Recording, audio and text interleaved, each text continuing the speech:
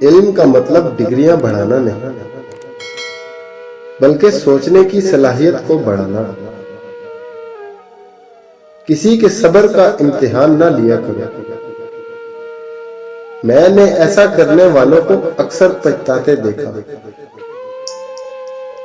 انسان کبھی کسی کے لیے اتنا ضروری نہیں ہوتا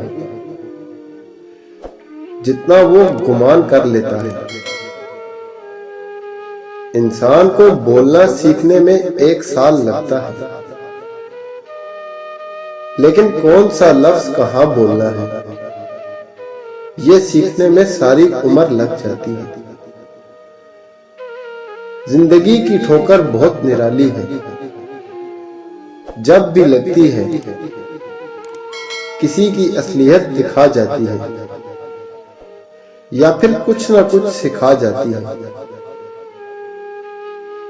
لکھنے والے نے کیا خوب لکھا ہے، زندگی جب مایوس ہوتی ہے تبھی محسوس ہوتی ہے۔